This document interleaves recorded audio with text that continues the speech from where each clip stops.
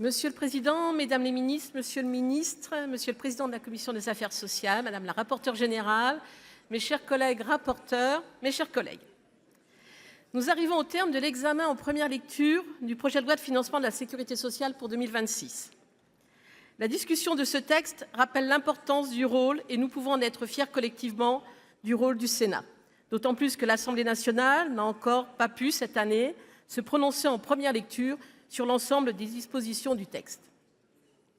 Cette année, nous avons dû examiner un PLFSS largement amendé par les députés, texte que nous pouvons sans exagération qualifier de baroque.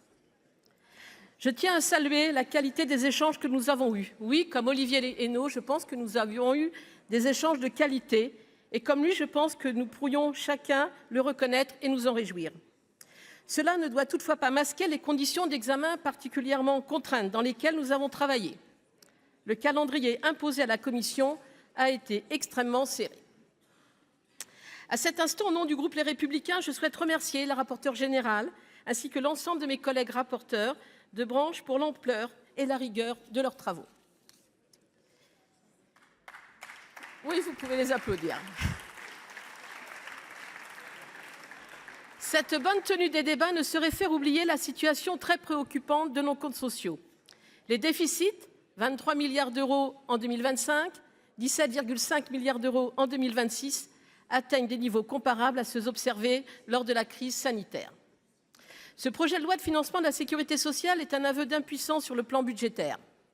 Par l'abandon de l'objectif d'un retour à l'équilibre, le gouvernement transmet la dette sociale aux générations futures, sans une once d'embarras, malgré le fardeau qui devrait se prêter à ce sentiment.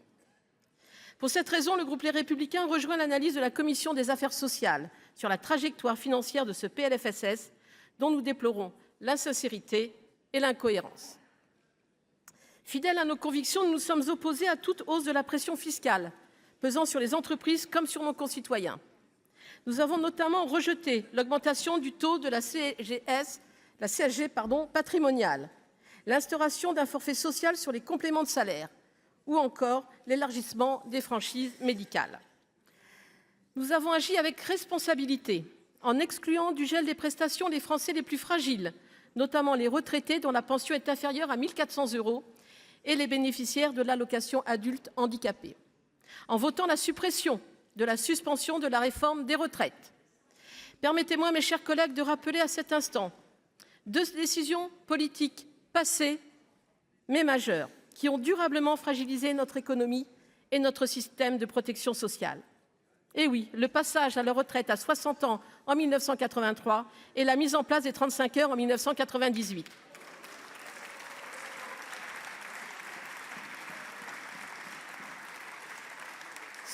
Sans ces choix, et oui, sans ces choix, nos déficits ne seraient certainement pas ce qu'ils sont aujourd'hui. J'en viens à la branche maladie. Oui, ça dérange un peu. Hein.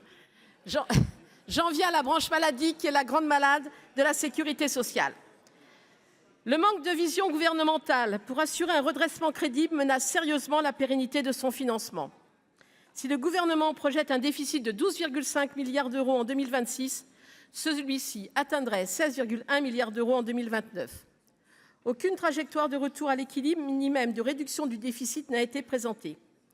Pour ce qui est de 2026, et je le rappelle une nouvelle fois, le Haut Conseil des finances publiques, le Comité d'alerte sur l'évolution des dépenses de l'assurance maladie et la Cour des comptes ont tous relevé le caractère ambitieux et peu documenté des projections d'économies présentées.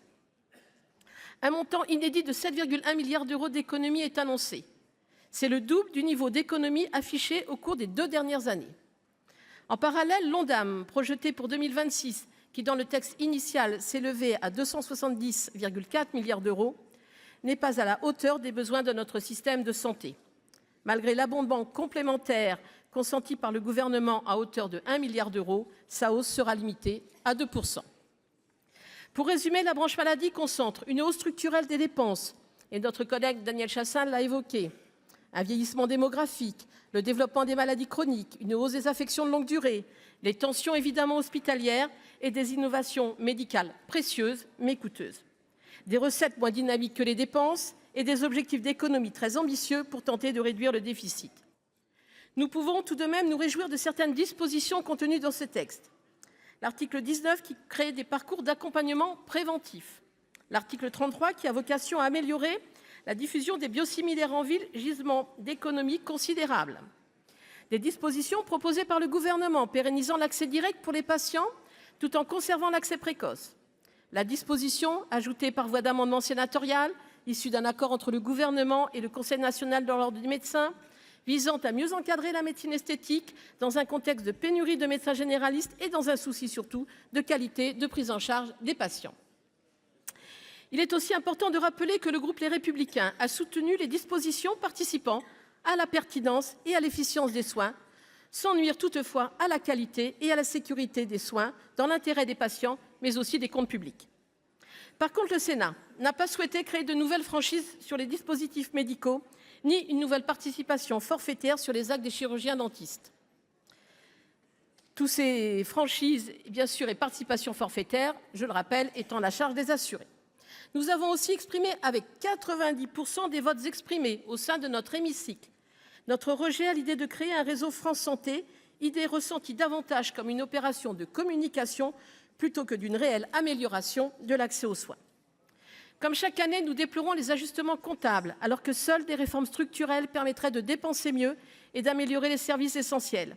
Je pense tout particulièrement à la réforme de l'hôpital, à la prévention, au grand âge, à la famille, à l'innovation médicale, autant de domaines sur lesquels les professionnels ont besoin d'un cap. Nous ne pouvons pas nous contenter de demander des efforts à nos concitoyens. Nous devons leur donner des perspectives encourageantes quant à la pérennité de notre système de santé et de protection sociale, sous peine de faire face chaque année aux mêmes constats et aux mêmes difficultés budgétaires. Nous assumons nos choix avec fierté et responsabilité au sein du groupe Les Républicains. Notre groupe Les Républicains, avec cette même responsabilité, votera le texte largement remanié. Je vous remercie.